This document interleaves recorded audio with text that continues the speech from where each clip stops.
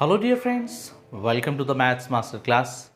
ಇವತ್ತಿನ ದಿನ what is after S S L C, S S L C ನಂತರ ನಾವು ಏನು ಮಾಡಬೇಕು ಅನ್ನೋದ್ರ ಬಗ್ಗೆ ಒಂದು ಈ ವಿಡಿಯೋಲಿ ತೆಗೆದುಕೊಂಡು ಬಂದಿದ್ದೀನಿ.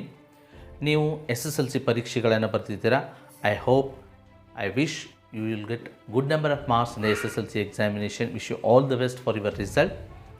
And what is after the S S L C, result ಬಂದ ತಕ್ಷಣ ಮುಂದೆ ಏನು ಮಾಡಬೇಕು, whether I have to go for the science, no, whether I have to go for the arts, whether I have to go for the commerce, whether I should go for the diploma, ITI, NTTI, ಯಾವ ಕೋರ್ಸನ್ನು ಮಾಡಬೇಕು, nursing ಮಾಡಬೇಕಾ, ಏನು ಮಾಡಬೇಕು, ಒಂದು confusion state of ಮೈಂಡಲ್ಲಿ ವಿದ್ಯಾರ್ಥಿಗಳಿರ್ತಾರೆ. So ಭಾಳಷ್ಟು ವಿದ್ಯಾರ್ಥಿಗಳು ಮಿಸ್ಟೇಕ್ಸನ್ನು ಮಾಡ್ತಾರೆ when they are going to choose the course. The first mistake that what I have observed as a teacher, ತಮ್ಮ ಫ್ರೆಂಡ್ ಸರ್ಕಲಲ್ಲಿ ಇರ್ತಕ್ಕಂತಹ ಒಬ್ಬ ಫ್ರೆಂಡು ಅವನು ಯಾವ ಕೋರ್ಸಿಗೆ ಹೋಗ್ತಾನೆ ಅಥವಾ ಅವಳು ಯಾವ ಕೋರ್ಸಿಗೆ ಹೋಗ್ತಾನಲ್ಲ ಅದೇ ಕೋರ್ಸಿಗೆ ಎಲ್ಲರೂ ಹೋಗ್ಬಿಡೋದು. ಅಂದರೆ ಉದಾಹರಣೆಗೆ ಒಂದು 8 ಜನರ ಗ್ರೂಪ್ ಇರುತ್ತೆ, ಅವನು ಲೀಡರ್ ಇರ್ತಾನೆ, ಈಸ್ ಅ ಗುಡ್ ಸ್ಟೂಡೆಂಟ್, ಅವನು ಸೈನ್ಸಿಗೆ ಹೋಗ್ಬಿಟ್ಟ ಅಂದರೆ ಅವನು ಕಾಮರ್ಸಿಗೆ ಹೋಗ್ಬಿಟ್ಟ ಅಂದರೆ ನಾವು ಕೂಡ ಸೈನ್ಸಿಗೆ ಹೋಗೋದು ಅಥವಾ ನಾವು ಕೂಡ ಕಾಮರ್ಸಿಗೆ ಹೋಗ್ಬಿಡೋದು. ಅದು ಅವನ ಇಂಟ್ರೆಸ್ಟು, ಅದು ಅವನ ಚಾಯ್ಸ್, ಅದು ಅವನ ಬದುಕು, ಅದು ನಮ್ಮದಲ್ಲ. ಸೊ ನೀವು ಯಾವುದೇ ಕೋರ್ಸನ್ನು ಆಯ್ಕೆ ಮಾಡಬೇಕಾದ್ರೆ ನಿಮ್ಮಲ್ಲಿರ್ತಕ್ಕಂಥ ಇಂಟ್ರೆಸ್ಟು, ನಿಮ್ಮಲ್ಲಿರ್ತಕ್ಕಂಥ ಎಬಿಲಿಟಿಯನ್ನು ನೀವು ನೋಡ್ಕೊಂಡು ಏನು ಮಾಡಬೇಕು, ಕೋರ್ಸನ್ನು ಸೆಲೆಕ್ಟ್ ಮಾಡಬೇಕಾಗತ್ತೆ. ಎರಡನೇ ಮಿಸ್ಟೇಕ್ ಏನಾಗುತ್ತೆಪ್ಪ ಅಂತಂದರೆ percentage factor. If suppose we have got good number of marks, 90%, 95%, then all will suggest you go for the science. ಇನ್ನೂ ಸ್ವಲ್ಪ ಕಡಿಮೆ ಬಂದಿದೆ, 80, 85, then go for the commerce. And 70, ಅದಕ್ಕಿಂತ ಕಡಿಮೆ ಬಂದಿದೆ 60, ಆರ್ಟ್ಸ್ ಇನ್ನೂ ಕಡಿಮೆ ಬಂದಿದೆ, ಯಾವುದೇ ಕೋರ್ಸ್ ಸರಿ ಹೊಂದೋದಿಲ್ಲ, ITI ಮಾಡಿಬಿಡೋಣ. ಈ ರೀತಿಯಾಗಿರ್ತಕ್ಕಂತಹ ಸಿಸ್ಟಮ್ ಇದೆ ಅಥವಾ ಈ ರೀತಿಯಾಗಿರ್ತಕ್ಕಂಥ ಮೈಂಡ್ಸೆಟ್ ವಿದ್ಯಾರ್ಥಿಗಳಲ್ಲಿರ್ತದೆ. It's not correct man. ನಿಜವಾಗ್ಲೂ ಹೇಳಬೇಕಪ್ಪ ಅಂದರೆ percentage is not at all a deciding factor. Yes, percentage is not at all a deciding factor to choose any course. ನಾನು ಹೇಳೋ ಅರ್ಥ ಏನಪ್ಪ ಅಂತಂದರೆ 90-95% ಮಾಡಿದವರು ಆರ್ಟ್ಸ್ ಮಾಡಬಹುದು, 40-60% ಮಾಡಿದವರು ಕೂಡ ಸೈನ್ಸ್ ಮಾಡಬಹುದು. ಹಾಗಿದ್ದರೆ ಯಾವ ರೀತಿ ನಾವು ಡಿಸೈಡ್ ಮಾಡಬೇಕು, ನಾನು ಸೈನ್ಸ್ ಮಾಡಬೇಕು, ಕಾಮರ್ಸ್ ಮಾಡಬೇಕು ಅಥವಾ ಆರ್ಟ್ಸ್ ಮಾಡಬೇಕು, ಡಿಪ್ಲೊಮಾ ಮಾಡಬೇಕು, ಯಾವ ರೀತಿ ಡಿಸೈಡ್ ಮಾಡಬೇಕು? ಅದಕ್ಕೆ ನೀವು 3 ಅಂಶಗಳನ್ನು ನಿಮ್ಮ ಮನಸ್ಸಿನಲ್ಲಿ ಇಟ್ಕೊಳ್ಬೇಕು. ಮೊದಲನೇದು ಒಂದು ಗೋಲ್, ಫಸ್ಟ್ ಒನ್ ಈಸ್ ಗೋಲ್. ಎರಡನೇ ಅಂಶ ಎಬಿಲಿಟಿ, ಮೂರನೇ ಅಂಶ ಇಂಟ್ರೆಸ್ಟ್. ಗೋಲ್ ಅಂದರೆ ಏನು? ನಮ್ಮ ಜೀವನದಲ್ಲಿ ಏನನ್ನು ಸಾಧಿಸಬೇಕು ಅಂದ್ಕೊಂಡಿದ್ದೀವಿ, what I want to be, ನನ್ನ ಜೀವನದಲ್ಲಿ ಏನನ್ನು ಸಾಧಿಸಬೇಕು, ಅದು ಗೋಲ್. ಅಂದರೆ ಆ ಗುರಿಯನ್ನು, ಆ ಗೋಲನ್ನು ಮುಟ್ಟಲಿಕ್ಕೆ ನಾವು ಯಾವ ಕೋರ್ಸನ್ನು ಚಾಯ್ಸ್ ಮಾಡಬೇಕು ಅನ್ನೋದು ನಮಗೆ ಕಾನ್ಸೆಪ್ಟ್ ಕ್ಲಿಯರ್ ಆಗಿಬಿಡ್ತದೆ.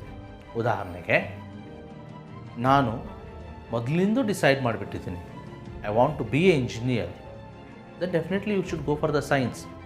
ನೀವು ಪರ್ಸೆಂಟೇಜ್ ಅಷ್ಟೇ ಮಾಡಿ, 50, 60, 70, that doesn't matter. Want to be a engineer, ನಿಮಗೆ ಇಂಜಿನಿಯರಿಂಗ್ ಫೀಲ್ಡಲ್ಲಿ ಇಂಟ್ರೆಸ್ಟ್ ಇದೆ, ನೀವು ಕಂಪ್ಯೂಟ್ರನ್ನು ಆಪ್ರೇಟ್ ಮಾಡ್ತೀರಾ ಇಂಟ್ರೆಸ್ಟ್ನಿಂದ, ಇಂಟರ್ನೆಟ್ ಬ್ರೌಸಿಂಗ್ ಮಾಡ್ತೀರಾ, ಲ್ಯಾಪ್ಟಾಪನ್ನು ಯೂಸ್ ಮಾಡ್ತಿದ್ದೀರಾ, ಬಹಳ ಸಾರಿ ಯೂಟ್ಯೂಬನ್ನು ಸರಿಯಾಗಿ ಬಳಕೆ ಮಾಡ್ತೀವಿ. If you want to go for the, if you want to be a engineer, then you for go for the science. ಇಲ್ಲ ನೀವು if you want to be a business man, business ಫೀಲ್ಡಲ್ಲಿ ನಿಮಗೆ interest ಇದೆ, coat suit boot ಹಾಕ್ಕೊಂಡು ಒಂದು ಆಫೀಸ್ನಲ್ಲಿ ಜಮ್ ಅಂತ ಕೂರಬೇಕು ಅಂತ ಅಂದ್ಕೊತಿದ್ದೀರಾ, then you can choose the commerce line. ಕಾಮರ್ಸಲ್ಲಿ ಕೂಡ ಸಾಕಷ್ಟು ಫೀಲ್ಡ್ ಇದೆ. ಕಾಮರ್ಸ್ ಆದ ನಂತರ ಫಸ್ಟ್ PUC, ಸೆಕೆಂಡ್ PUC ಆದ ನಂತರ can do for the go for the BCom, BBA, BCA, BCS, ಸಾಕಷ್ಟು ಕೋರ್ಸ್ಗಳಿವೆ. ಕಂಪ್ನಿ ಸೆಕ್ರೆಟರಿ ಅಂತಿದೆ, bachelor of business administration BBA ಅಂತಿದೆ, bachelor of computer application BCA ಅಂತಿದೆ. ಇವೆಲ್ಲ ಕೋರ್ಸ್ಗಳನ್ನು ಮಾಡಿಕೊಂಡು ಪೋಸ್ಟ್ ಗ್ರ್ಯಾಜುಯೇಷನ್ ಮಾಡಿಕೊಂಡು ಒಳ್ಳೆ ಪೋಸ್ಟ್ಗಳಲ್ಲಿ ಹೋಗ್ಬೋದು.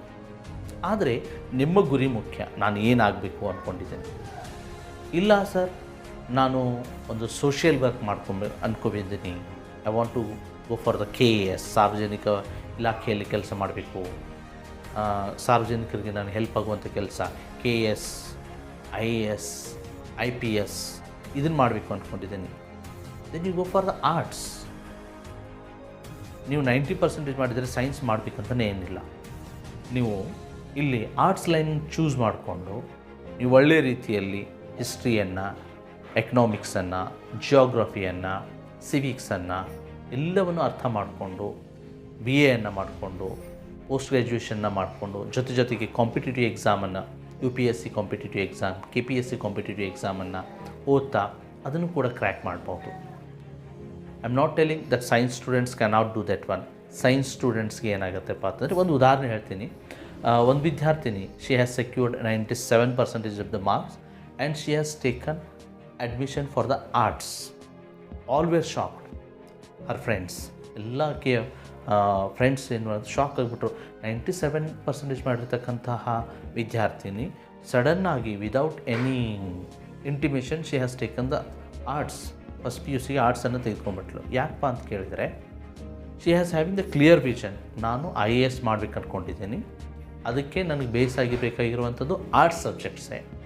ಸೊ ಅದಕ್ಕೆ ನಾನು first PUC, second PUC arts ಮಾಡಿಕೊಂಡು BA ಮಾಡಿಕೊಂಡು ಆ ಲೈನಲ್ಲೇ ಹೋಗಬೇಕು ಅಂತ. So she is working in that way only right now.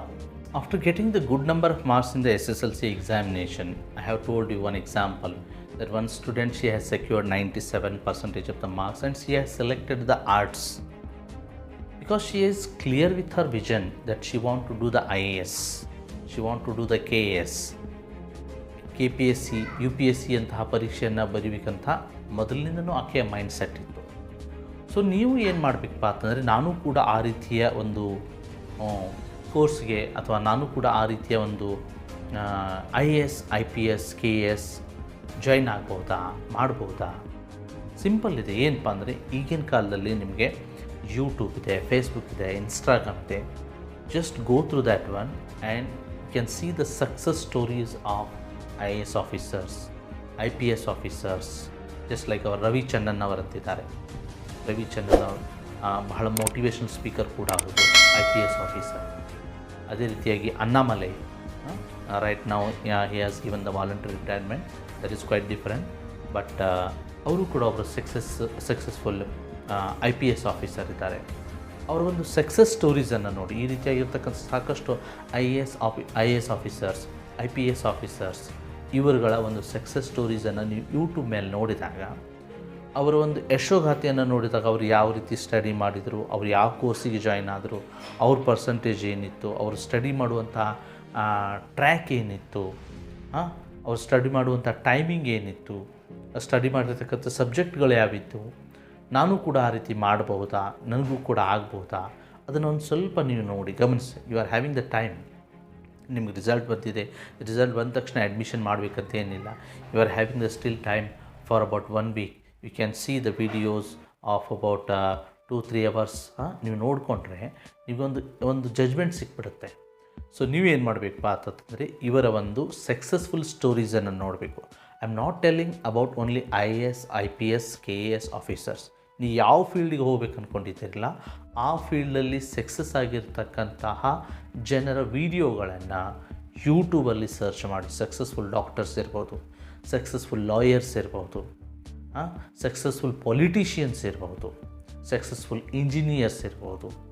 ಅವರ ಒಂದು ಟ್ರ್ಯಾಕ್ ರೆಕಾರ್ಡ್ ಯಾವ ರೀತಿ ಇದೆ, ಅವ್ರ ಕನ್ಸಿಸ್ಟೆನ್ಸಿ ಸ್ಟಡಿಯಲ್ಲಿ ಯಾವ ರೀತಿ ಇರ್ತಿತ್ತು, ಇದನ್ನೆಲ್ಲವನ್ನು ನೋಡಿದಾಗ ನಮಗೂ ಕೂಡ ಎಲ್ಲೋ ನಮಗೆ ಒಂದು ಸುಳಿವು ಸಿಗುತ್ತೆ, ಒಂದು ಹಿಂಟ್ ಸಿಗುತ್ತೆ. ಎಸ್, ನಾನು ಇದನ್ನು ಮಾಡಬಲ್ಲೆ, yes I can do this one ಅನ್ನುವಂಥ ಕಾನ್ಫಿಡೆನ್ಸ್ ಬರುತ್ತೆ. So you can move ahead. So ಅದಕ್ಕೆ ನಾನು ಹೇಳೋದು, ಪರ್ಸೆಂಟೇಜ್ ಡಸಂಟ್ ಮ್ಯಾಟರ್. ನೀವು ಹೈಯೆಸ್ಟ್ ಪರ್ಸೆಂಟೇಜ್ ಮಾಡಿದರೆ ಸೈನ್ಸ್ ಮಾಡಲೇಬೇಕಂತೇನಿಲ್ಲ, ಅಥವಾ ಲೋವೆಸ್ಟ್ ಪರ್ಸೆಂಟೇಜ್ ಮಾಡಿದರೆ ಸೈನ್ಸ್ ಮಾಡಬಾರ್ದಂತಲ್ಲ. ನಿಮ್ಮಲ್ಲಿರ್ತಕ್ಕಂಥ ಇಂಟ್ರೆಸ್ಟು, ನಿಮ್ಮಲ್ಲಿರ್ತಕ್ಕಂಥ ಗೋಲು, ನಿಮ್ಮಲ್ಲಿರ್ತಕ್ಕಂಥ ಎಬಿಲಿಟಿ, ಈ ಎಲ್ಲ ಅಂಶಗಳು ನಿಮ್ಮನ್ನು ಆ ಒಂದು ಮಟ್ಟಕ್ಕೆ ಬೆಳೀಲಿಕ್ಕೆ ಬಹಳ ಪೂರಕವಾಗಿರ್ತವೆ. ಅಂದರೆ ಆಕೆ ಗುರಿ ನಿಶ್ಚಿತವಾಗಿದೆ. ಸೊ ನಿಖರವಾಗಿರ್ತಕ್ಕಂಥ ಗುರಿ ಇದ್ದಾಗ ನಾವು ಯಾವುದೇ ಕೋರ್ಸನ್ನು ಸೆಲೆಕ್ಟ್ ಮಾಡಲಿಕ್ಕೆ ನಮಗೆ ಅಡ್ಡಿ ಆಗೋದಿಲ್ಲ.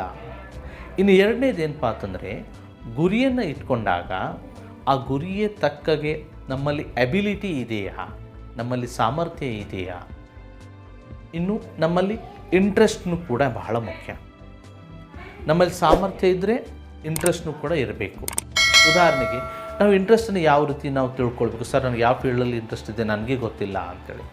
Just you open the newspaper, daily newspaper ನೀವು ಓದುವಂಥ ಹವ್ಯಾಸ ಇಟ್ಕೊಳ್ಬೇಕು. You are not a small kids right ನಾವು. ನೀವು ಈಗ ಚಿಕ್ಕವರಲ್ಲ, ನೀವೇನಿದೆಪ್ಪ ಅಂದರೆ adults. You can take the decision of your life own. ನಿಮ್ಮ ಜೀವನದ ನಿರ್ಣಯಗಳನ್ನು ನೀವು ಸ್ವತಃ ತೆಗೆದುಕೊಳ್ಳುವಂಥವರಾಗಿದ್ದೀರಿ. ಯಾಕಪ್ಪ ಅಂತಂದರೆ ಇಲ್ಲಿವರೆಗೆ ನಿಮಗೆ ಪಾಲಕರು, ನಿಮ್ಮ ಫ್ರೆಂಡ್ ಸರ್ಕಲ್ಲು, ನಿಮ್ಮ ಟೀಚರ್ಸು ನಿಮಗೆ ಗೈಡ್ ಮಾಡ್ತಿದ್ರು. But after 16 you should take the own decisions. ನೀವೇನು ಮಾಡಬೇಕಪ್ಪ ಅಂದರೆ ಒಂದು ನ್ಯೂಸ್ ಪೇಪರನ್ನು ಓದ್ತಿದ್ದೀರಾ ಅಂದ್ಕೊಂಡ್ರೆ ನಿಮಗೆ ಅಲ್ಲಿ ಪಾಲಿಟಿಕ್ಸ್ ಬಗ್ಗೆ ಬಹಳ ಇಂಟ್ರೆಸ್ಟ್ ಬರ್ತಾಯಿದೆ ಓದಲಿಕ್ಕೆ, ಅಥವಾ ಪೊಯೆಟ್ರಿ ಬಗ್ಗೆ ಬಹಳ ಇಂಟ್ರೆಸ್ಟ್ ಬರ್ತಾಯಿದೆ, ಯಾವುದೋ ಕತೆ ಕವನ ಬಗ್ಗೆ ಬಹಳ ಇಂಟ್ರೆಸ್ಟ್ ಬರ್ತಾಯಿದೆ, ಯಾವುದೇ ಒಂದು ಕ್ರೈಮ್ ನ್ಯೂಸನ್ನು ಓದಲಿಕ್ಕೆ ಇಂಟ್ರೆಸ್ಟ್ ಬರ್ತಾಯಿದೆ, then you definitely go for the arts. ಅಲ್ಲಿ ನೀವೇನು ಮಾಡ್ಬೋದು, ಆರ್ಟ್ಸ್ ಸೆಕ್ಷನ್ನ ತೆಗೆದುಕೊಂಡು ನೀವು ಡಿಗ್ರಿಯನ್ನು ಮಾಡಿಕೊಂಡು ಲಾವನ್ನು ಕಲ್ತ್ಕೊಂಡು ಒಳ್ಳೆಯ ಲಾಯರ್ ಆಗ್ಬೋದು.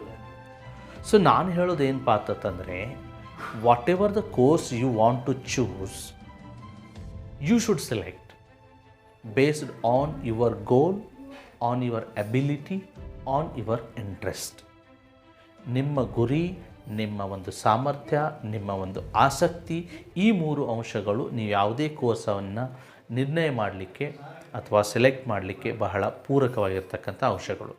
ಮತ್ತೊಂದು ವಿಷಯ ಏನಾಗುತ್ತಪ್ಪ ಅಂತಂದರೆ, ಎಕ್ಸಾಮ್ ಆದ ತಕ್ಷಣ, ರಿಸಲ್ಟ್ ಬಂದ ತಕ್ಷಣ ಪಾಲಕರು ವಿದ್ಯಾರ್ಥಿಗಳಿಗೆ ಅಥವಾ ನೆರೆಹೊರೆಯವರು ಅಥವಾ ಅಲ್ಲಿರ್ತಕ್ಕಂಥ ರಿಲೇಟಿವ್ಸ್ ಏನು ಮಾಡ್ತಾರೆ, 90% ಮಾಡಿದೆಯಾ ಸೈನ್ಸ್ ಹೋಗು ಮಗ, 70-80% ಮಾಡಿದೆಯಾ ಕಾಮರ್ಸ್ಗೆ ಹೋಗು, 40-50 ಮಾಡಿದೆಯಾ ಆರ್ಟ್ಸ್ಗೆ ಹೋಗು. So they are suggesting based on the percentage. You can take the suggestions from them. ನೀವು ಸಜೆಷನ್ಸನ್ನು ತೆಗೆದುಕೊಳ್ಳಿ ಎಲ್ಲರಿಂದ. Ultimately take decision you only.